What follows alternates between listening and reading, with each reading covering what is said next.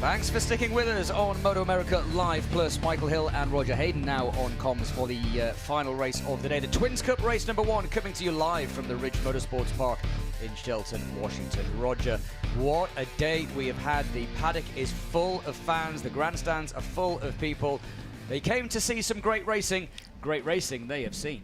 Yeah, it's been a great racing today, and also the Twins. I'm ready for this one. This race is always one of the best race weekends, and in practice and qualifying, everyone was so close. So many people were under the track record. It's pretty amazing how much all these guys have stepped up this year, and the man to beat right here, Jody Barry. Yeah, Jody Barry leading the championship, looking to extend his stranglehold on the series. A couple of riders with penalties that are not starting from their usual grid slot. This is the grid then as they qualified. Anthony Mazziotto, he's just seen his teammate Gus Rodeo do the win. The team took pole position in 2 classes. Can they take 2 wins? Barry, middle of the front row. Hayden Schultz heads up row number 2. Dominic Doyle heads row number 3 with Teague Hobbs rounding out in 9th position. Blake Davis, the youngest ever winner, in the middle of row number 4.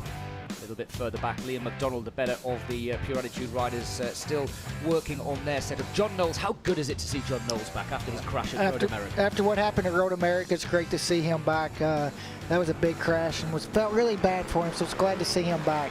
Yeah, a number of manufacturers in this championship as a quick start procedure. They don't hold them on the grid very long at all as this warm-up lap then gets underway. It will be an 11-lap race, and well, 11 laps, given how close it was in qualifying, this could be it could be quite the end to the show, couldn't it? It could be, but also, I mean, Anthony Mazziotto was even 0.3 under this lap time he did right here and got held up in that last sector. So, I mean, he was almost a second quicker than anybody else.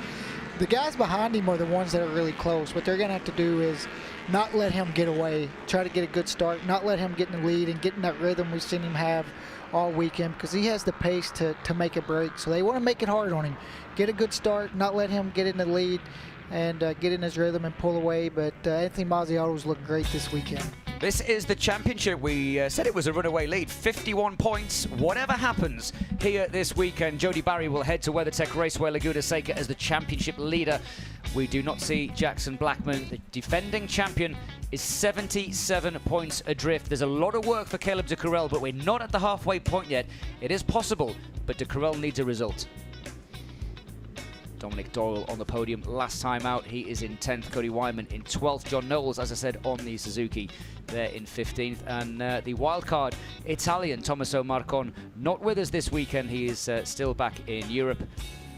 But he will be back later in the season. And Gus Rodeo, a name there, Roger, that we do see with 15 points. He did start the season. He raced at Daytona. But he is now, of course, focusing on Junior Cup duty. And given that last race that we've just seen where he took the victory, seems like it was a pretty good decision. Yeah, good decision. He's got himself right in the middle of that Junior Cup championship. And that's what his goal was coming into the year. And he was having trouble going back and forth on the bikes, and it's being really young. So good call for them. Yeah, you see on the track there, Jason Waggett, you're down there in the pit lane. All eyes on the TV on the 49 of Hayden Schultz. He could be one to watch on the Yamaha. Well, interesting strategy for the team. He was the fastest rider on Friday. He wasn't quite as quick in qualifying this morning, but they didn't run the tire strategy. They just ran old tires the whole time. They were working on race pace. They think that that's going to pay off for them. They just want to stay in that 147 range the whole time.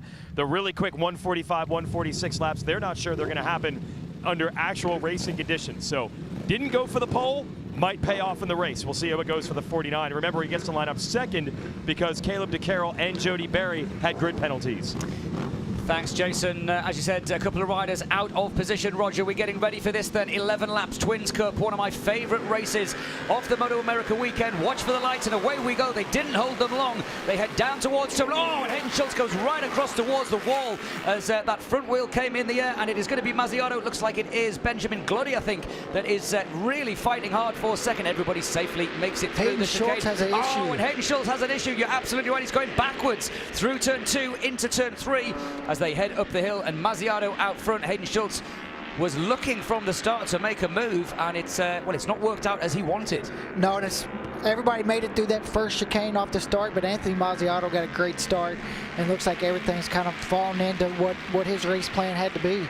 Look who's in second place, though. Benjamin Gloddy. We're so used to seeing him at the front in the Junior Cup. He's a tall rider. He moved into the Twins Cup this year with the Robum engineering team. That squad second position, the champions last year. It's taken him a little while just to find his feet. There's been a couple of incidents, but we know how fast Benjamin Gloddy is. Is this the breakthrough race for young Benjamin? It could be. He's in perfect position to do it. I mean, he's got somebody with some experience in front of him. If he can tuck in and try to get away with Anthony Mazziato. But look at Cody Wyman in third. Yeah, Cody Wyman up into third. Then it is the two Veloce Racing Aprilias. Around the outside goes Caleb de Courel. Very aggressive. Dominic Doyle has also made a very good start. But look at this. No disrespect to Ben Gloddy, but he's not the Aprilia that I thought would be putting the pressure on this early. And also, it looks like whatever problem Hayden Schultz had is kind of, look, he's back moving. It really looked like he was dropping out of the race, but he's still going. And here comes Caleb back and Dominic Doyle. Oh, Dominic Doyle so late on the brakes. Oh, and Jody Barry, or Caleb is that gets, it's Jody Barry gets shuffled back 3 or 4 positions into the waterfall, and he's losing another place. It looks like Hayden Schultz is trying to go through on the inside of Jody Barry as well. Well, the end of the lap has not worked out well for the championship leader. Lap 1 completed. It's Mazziato leading. Ben Gloddy looking for a podium. Across the line goes Caleb de Courel, and hard on the brakes into the chicane one more time is Dominic Doyle, buoyed by that first podium last time out. We talk about this being a builder's class, as you said quite rightly, Roger. These teams can go in any direction in terms of exhausts and brakes and suspension and engine tuning. Seems like Barkon Racing got it right at the last round, and that has really spurred on Dominic Doyle. He's certainly one to watch, but there's a bit of a gap now to the runaway leading duo. Yeah, now Caleb's got himself in the third, so we're going to be able to see now he's kind of got a little break from that pack and see if he can reel these front two in. But Ben Gloddy, I mean, looks like this weekend, even in practice and qualifying, we really didn't see Ben. He qualified 5th, but we didn't see him quite have this pace he's showing right now. Yeah, this is really good to see from young Ben Gloddy. 2 Aprilias out front, in fact 3 Aprilias in the top 3 positions. And as we've said, if you are just joining us, there are really 2 manufacturers of choice, the Yamaha R7 and the Aprilia RS660. A couple of other Suzukis in there. We often see a Kawasaki as well, but it really is Italy versus Japan in terms of manufacturer. Yeah, it's either Yamaha or Aprilia most likely, and you know, that's kind of this class. Last year, a lot of times, a lot of these guys was their first time getting a bike before the season and didn't get a lot of testing. Now everybody had the whole off season to prepare for this year, and that's why we keep seeing all these track records being broken. A reminder on the screen that you can follow us on social media, Instagram, Twitter, Facebook, and on YouTube as well. A little glance over the left shoulder for Ben Gloddy as he came towards that waterfall. There aren't many places that you can take a look, but that is one where you can probably do it and get away with it. Kind of looks like the pack is actually kind of forming back up a little bit, especially Caleb and Jody and Hayden Schultz. You can see Jody Barry kind of waving to Hayden. Let's not battle. Let's just work together, try to, you know, chase these guys down and then fight it out at the front, not fight so hard for 5th and 6th, see if we can't make inroads on the guys in the front. Mazziato still leads. Fastest lap of the race, 1:47.032. We saw a 46 in qualifying conditions. They are way underneath the race lap record. It is going to be a new lap record for sure at the end of this race. But you rightly said, Caleb de Courel on a very good run. It's certainly the strongest start to the race that we've seen for the defending champion, Jody Barry. Whatever issues he had getting duffed up in those first couple of corners, he's now made his way through into 4th position. Hayden Schultz as well. Whatever issue he had, he's now regrouped into 5th. Could he have missed a gear? Could it be something as simple Possibly. as that? It looked like it was a little bit more than that, but you know, Caleb de Courel starting at MotoAmerica has really kind of seen the form that we've seen him on last year. The last lap, he was 0.6 quicker than the leaders. The only person that was faster than him was actually Jody Barry. So if he can, you know, another 0.6 this lap, he's going to be right there. Yeah, we've seen many different championships where we've seen a pendulum swing. He's 77 points behind. A long way to go, but it isn't over till it's mathematically impossible. So de Courel doing what he's got to do as the defending champion, ride like he knows he can ride. And look, you're absolutely right, Roger. Look at the gap. Benjamin Gloddy takes a look over his shoulder straight into the eyeballs of Caleb de Courel, and that is not what he will have wanted to see. There was clear space behind him a lap ago. Now he's got company. Yeah, the previous lap, if you look back right there, probably would have had a second. This lap, it's gone. Through the waterfall towards the end of the lap. We've not seen Ben Gloddy running at the front for a whole race. He's made a very good start. He's put some pressure onto Anthony Mazziato, who is looking to make it 2 wins for that team already this weekend over the line. And look how close they... A few spots. through the chicane at 47.6. Caleb de Courel on the last lap, 0.6 of a second quicker than the race leader, the defending champion, Veloce Racing Aprilia, #1, with the fluorescent boots, the fluorescent helmet, and de Courel, he looks so strong through that change of direction. Did you see how nimble that Veloce Aprilia was? And big moment by Jody Berry. Big moment, almost high-sided right there in turn 4. And where is Jody Barry? There he is. Wow, you spotted that. I didn't see that myself, but Jody Barry, that will have been a little bit of a wake-up call, as he is now overtaken by a couple of riders. And as I said, the championship can swing on a dime, can't it? Things can change. A little mistake. He's now in only a 10-point position, and down has gone Teague Hobbs. That is not what Teague Hobbs needed. He was riding with that injured collarbone, and unfortunately he has gone down. He was running in the top 10. Let's hope he has not added to that injury. And Jody Barry out of shape again there. Jody Barry to me just seems a little bit stressed, a little bit out of shape. We don't normally see that. Is he feeling the pressure perhaps? Well, I think he just wants to, you know, try to put his head down and see if he can't reel these guys back in. But that moment he had in turn 4 was a really big, I mean, almost went off the high side, swapped ends, and luckily he saved it. And Edoardo Mazzoli, the second of the Veloce riders, as he now has a grass tracking moment. The Italian rider who was running pretty strongly. He was running just outside of the top 10. And Mazzoli will not score points today, unfortunately, for the Italian, as across the line we go. And here comes a change, possibly down into turn 1 for second position. De Courel looks on the inside of Benjamin Gloddy. Gloddy is good on the brakes. Yeah, really good on the brakes, but also got in a little bit deep. I think, Caleb, that's a really tough place to pass. It's pretty one sector. Hayden Schultz last lap, 46.7. In race conditions. Hayden Schultz, well, that's a track record, isn't it? By in a terms second. Of, yeah, by a second in terms of race conditions. Incredible speed then. We haven't seen the end of this race, and look at the corner speed as well of that Yamaha. Yamaha, Roger, have always been pretty nimble in any category, but here, where the corner speed is so important, and look at that, he's eating up the two Aprilias in front of him, and the corner speed again from the Yamaha. He's able to turn tight. He's going to go through on the inside of Caleb de Courel, who does not know he's there, and all of a sudden, the confidence is back for Hayden Schultz. He still believes he can win this. And, you know, he's been talking about all week, and they didn't focus on qualifying. They've just been working on their race setup, didn't try to do any time attacks. But, you know, he's going to have to make a move quick. Looks like Benjamin Gloddy is kind of holding these two up a little bit, so if they can make a pass right here and turn. See how Hayden's going to go wide? He's either going to do the outside or try to come under. Looks like he's going to try to go around the outside. He looks like he has just so much confidence as a rejoining Teague Hobbs there at the back of the picture.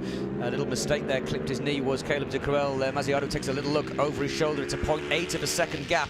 Hayden Schultz, a 46.7 on the last lap, as here comes Caleb de Courel, the defending champion, makes a move and now goes up into second position, and this will play into the hands of Anthony Mazziato. He wants these three to start fighting. Yeah, but I think now Caleb's got the pace where he's going to be able to make a break pretty quick.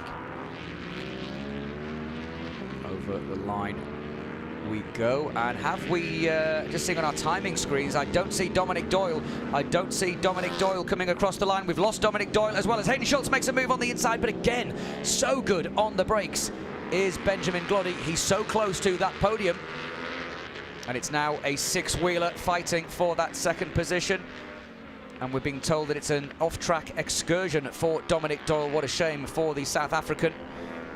Mazziato leads. It's a 1.6 second advantage. Can they catch him, Roger? What do you reckon? Nah, I think it's possible. 1.6 seconds is a pretty big gap to make up, but Anthony Mazziato is just consistent. 47.1 is his best lap. Last lap was a 47.2, but, you know, this first sector, though Caleb went red, fastest first sector of the race, brought back 4/10 in one sector. That's huge. Yeah, up into third place then goes Hayden Schultz. He has now got Caleb de Courel in his sights, and these two have raced each other before, haven't they? There's the runaway leader, Anthony Mazziato. Caleb de Courel sets the fastest first sector of anybody, and if he can catch Mazziato and he brings the flying Hayden Schultz with him, and Ben Gloddy can hang on, we could have an eight-wheeler, Roger, with 4 laps remaining at the end of this one. And you can already see Caleb's there. Caleb is on him. Caleb de Courel, and is that the leader? That's the leader. They've caught him. What has happened to Anthony Mazziato? We saw last year an issue with the engine overheating, and now they've caught him, and de Courel thinks about making a move. The front end chatters into the waterfall, and the race leader has lost 1.6 seconds in a lap. I'm not sure if he had an issue or what, but I mean, to lose that much time. We'll see his lap time when he comes through here. Last lap was a 42. Actually, the last lap, he was quicker than the leader, so I'm not sure what's going on. Across the line then goes Caleb de Crel, looking to take the lead for the first time here at the Ridge Motorsports Park, and they were more than 1.6 seconds a lap quicker than Anthony Mazziato. Aprilia, from Yamaha, from Aprilia. Jody Barry has now regrouped after his little moment earlier on. He's in 5th position, but he's a good 3.3 seconds behind. That last lap, Mazziato was at 1.3 seconds off his previous lap, so that's why. Must have made a mistake. Big mistake, or you know, tire, whatever. These track temperatures are really hot, hotter than they've had all weekend. Yeah, definitely looking the most comfortable at the moment from where I'm seeing. I don't know if you agree with me, is Hayden Schultz. He's just able to turn that bike much, much tighter than the Aprilias. Has that strategy really started to pay off? It looks like it has. I mean, I think now he's kind of in a spot where he can kind of breathe. They are on the leader. He doesn't have to force the issue, but this track is so tight. If you see an opening, you have to go for it. And as we come up into turn 11, we've seen him try to make some moves either on the outside or go above and cut under, but it looks like now he's just going to try to focus on that drive. Looks as though Benjamin Glody has lost touch on this lap as well. Jody Barry now swarming all over the back of the 72, so the championship leader looking to limit the damage in terms of his arch rivals. Not that he won't be too concerned about Caleb de Crel, but a 77-point advantage. If he loses 5 or 6, it's not the end of the world. And I tell you what, Caleb de Crel on the brakes into the waterfall is strong. And Hayden as well. Yeah. Both of them look like they're trying to make a pass there, but it's really hard to get it stopped. You know, making the pass is one thing, getting it stopped is another. Yeah, absolutely. Through we come then to complete another lap. There will be 4 laps to go then here at the Ridge Motorsports Park. Thanks for staying with us. It has been a fantastic day of racing. There's more to come tomorrow as well. Make sure you do tune in the morning. We've got a full complement of races once again. It is a double race weekend for every single class in MotoAmerica this week. Oh, a little bit of a chatter there from Caleb de Crel. Whatever it was, Mazziato's issue from the previous lap seems to have sorted itself out, or he's regrouped. He's now under a lot of pressure, though. He is. Looks like he's just kind of missing his marks a little bit. You see him kind of a little bit different line than the 2 guys behind him. Yeah. Of course, there are no rear view mirrors on racing motorcycles, and I guess if you were Anthony Mazziato, you wouldn't want them, would you? You wouldn't want to look and see the blue and the white swarming all over them, as again turning tight on the inside. And there's a huge rider gone down. I think in the back of the picture there we saw the dust flying up. We'll see that when it's it's either dust or maybe smoke. Oh, maybe smoke, you could be right. And it's Glody. Ah, what a shame. Benjamin Glody has gone down, it looks like, or certainly the bike has let go. We don't know exactly what, but we did see a cloud of dust. I think the way he was walking, it looked like he went down. Yeah, what a shame for Benjamin Glody, who is having the best run of his season so far. And unfortunately for the number 72, he will score no points in this race. Back at the front, 3.5 to go. Anthony Mazziato still leads from Caleb de Crel. And here is a replay in the back of the picture. Let's just see what happens here. It's John, we've got a red flag. You know what? I'm not too sure if Jody Barry didn't kind of get into him. It just kind of, I don't know if he did or not. I don't want to say that, but it looked like he was trying to make the pass there. So it is maybe possible. They came together, and then we've got another rider that's gone down as well. So we've got 3 riders on the floor, and who is that has gone down? And that looks like it's one of the Yamahas maybe that went down. I don't want to speculate. It was certainly a red machine. And I don't want to say that Jody Barry did, but it just kind of looked like that pass was close. So unless you see a full angle of it, it's hard to really say. Now, what are the rules? There are still 4 laps remaining. We've only completed 7, and that is Trevor Standish. That has gone down as well. So Trevor Standish on the Pure Attitude Yamaha. There's bikes everywhere. There's 3 or 4 guys on the floor there. There's another, that's a yellow machine that's gone down as well. Unfortunately, Trevor Standish has gone down. He's okay. 133 also. That's Wesley Lakis on his Aprilia that has gone down. You said it could have been smoke, and again, I'm just saying maybe there was some kind of issue, and that is what's caused these riders to go down. We do not know. Benjamin Glody is okay, and in fact, all of the riders are okay, which is good to see. And also, you know, Jody Barry actually ran off track as well, so maybe he got in it, but tough day for the Robum Engineering guys, that's for sure. And not what you want to see. Now, we have only completed 7 laps. Jody Barry's bike is back down there. Doesn't seem to be too much worry. I don't think they've completed three-quarter distance. I think this will be a rerun. I think we need to get Jason down there to Jody Barry because he's the guy closest to the... Yeah, I don't know if Jason can hear us, but if you, I don't know what part of the pit lane you're at, Jason, but if you can, hoof it along and try and find out what went on, because I believe there will be a restart to this race. Jason, I don't know if you can hear us. What have you got for us down there? What's happening? Well, there's a lot of crashes to unsort here, or sort out. It actually started with Teague Hobbs a couple of laps ago. We knew you had a little bit of an injury coming in. Did you aggravate that, or was it a whole new thing? No, it's kind of a whole new thing. The shoulder was feeling pretty well. It just, man, if you don't got bad luck, you got no. What can we do? Well, luckily we got another race tomorrow, and we'll try again.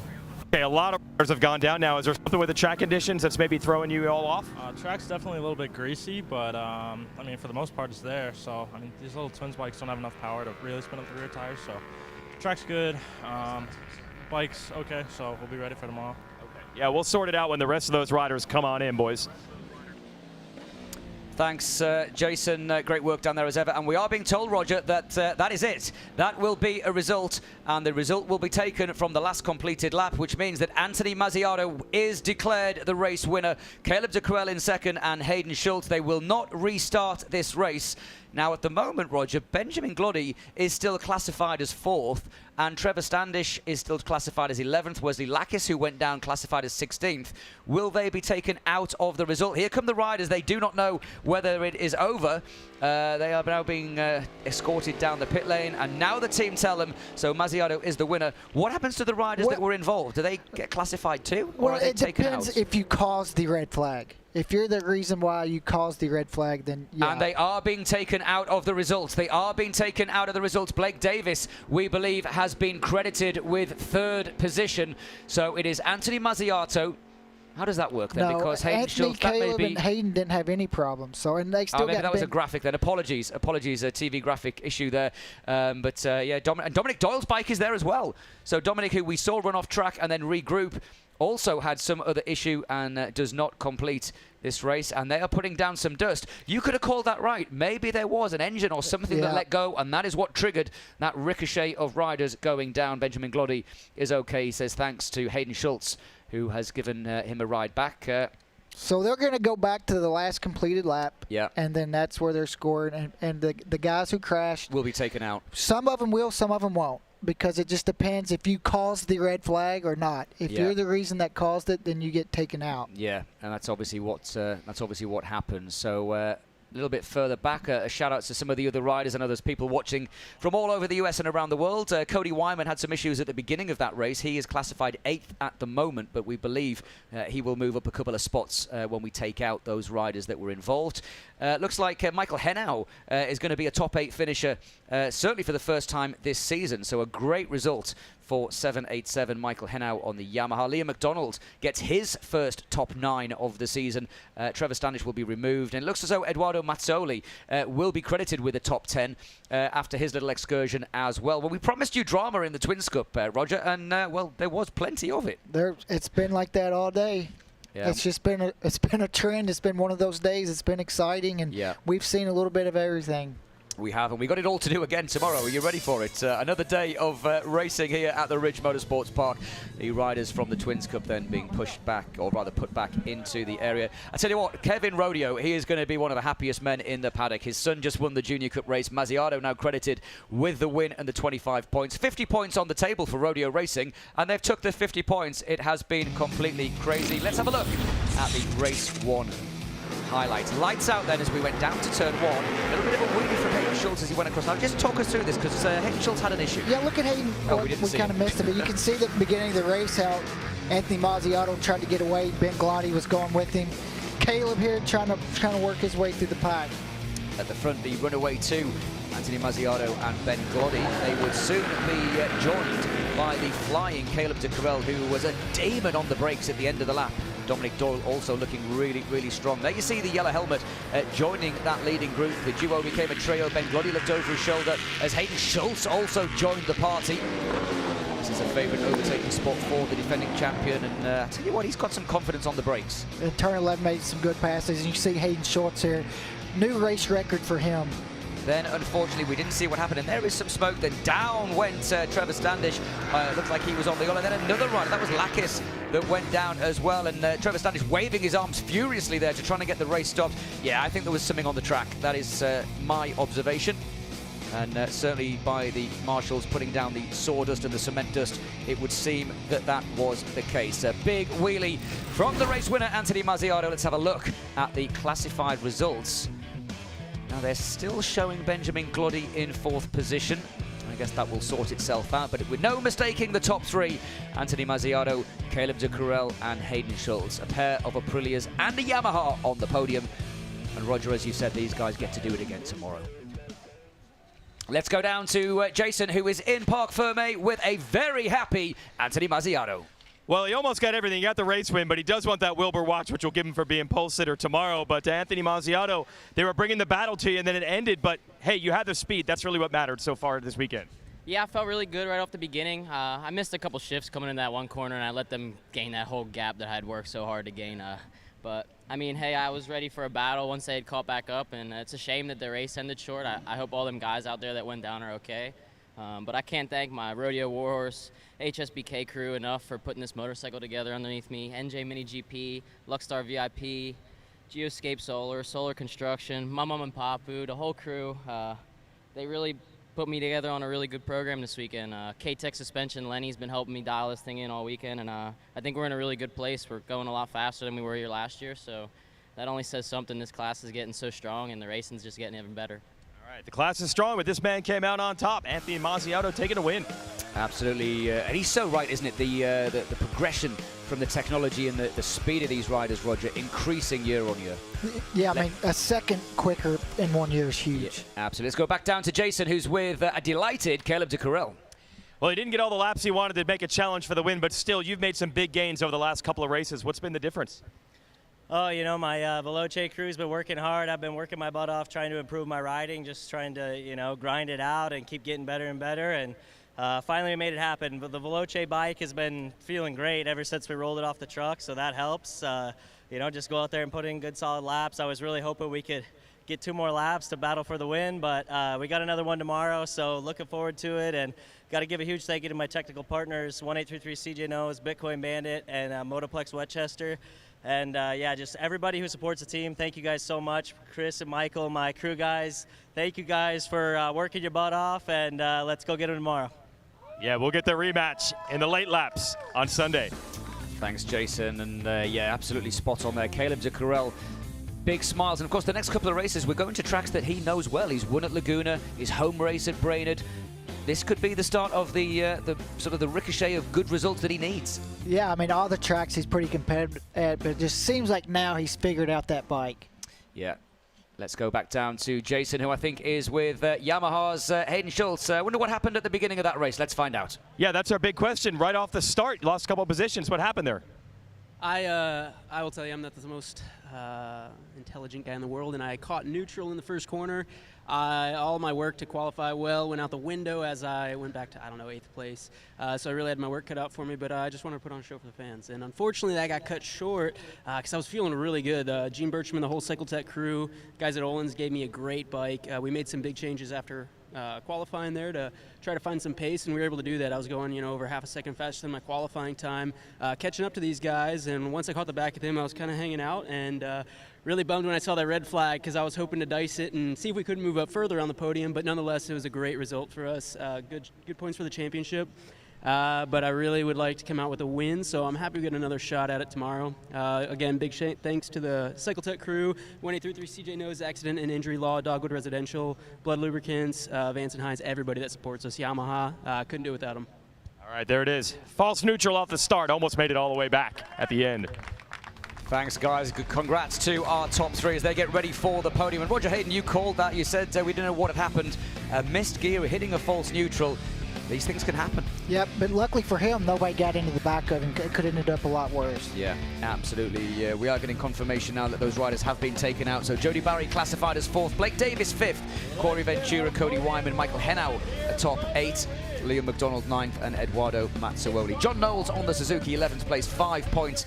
That will be a very welcome 5 points from John Knowles. More to come on MotoAmerica Live Plus. Stay with us here. We're going to step away. We'll be back